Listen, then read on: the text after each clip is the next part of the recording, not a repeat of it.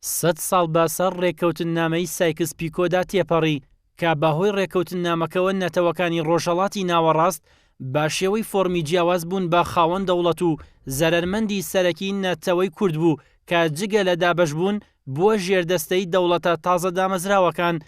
لە ئێستاشدا لەلایەن کۆلێژی زانستە مرۆڤایەتیەکان لە زانکۆی سلێمانی بۆ دووەمین ساڵە لەسەر یەک کۆنفرانسێکی زانستی نێودەوڵەتی بەڕێوە دەچێت. ئەمەش بە ئامانجی بەرچاوڕوونی بۆ سەرکردایەتی سیاسی کورد لە ئەگەری هەر گۆڕانکاریەک لە سیستەمی سیاسی لە ناوچەکەدا بەتایبەت لەم بارودۆخ و جەنگە نەخوازراوەی ڕوبەڕووی هەرێم بووەتەوە.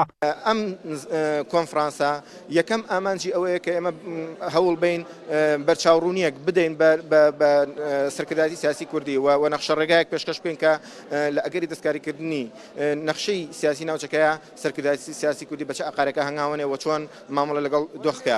با بڕوای توێژەران لە ئێستادا باهۆی جەنگی تیرۆرستانی داعشەوە هەرێمی کوردستان با قۆناغێکی هەستیاردا تێپەڕ دەبێت و بۆ ئەو مەبەستەش چەندین توێژینەوە لەبارەی نەخشە ڕێگای هەرێمی کوردستان ئامادەکراون و لە کۆتایی کۆنفرانسەکەدا دەدرێنە دەسەڵاتداران بە مەبەستی ئاگاداربوون لە ئەگەری هەر گۆڕانکاریەک لە نەخشەی هەرێمی کوردستان. وەکوونەتەوەی کورد ئەو کاتە وریا نەبووین.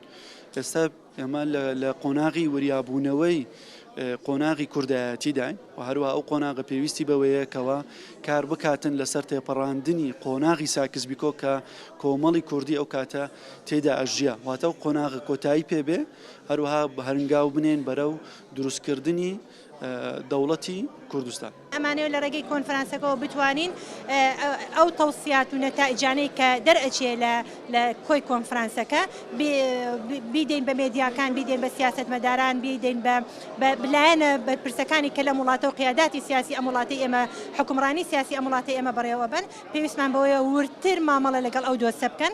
سیاسەتمەدارانیش ئاماژە بەوە دەکەن نەخشەی هەرێمی کوردستان و ڕاگەیاندنی دەوڵەتی کوردی لاژێر دەستی کەسانی مۆدێرنە و دیموکرات خوازدا دروست دەبێت.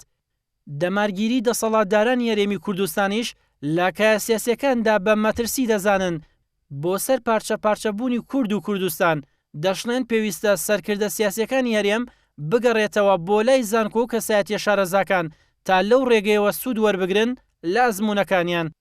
دەوڵەتی کوردی بە خەڵکی متەواضع، بە خەڵکی خاچی، بە خەڵکی ڕازگۆ، بە خەڵکی صادق، بە خەڵکی لەگەڵ میلەتەکەی بتوێتەوە لەگەڵ خەڵکێکە یەک کڵۆشەکری دزێتی خەڵکی لەسەر ئیعدام کرد لەسەر محکەمە کرێت.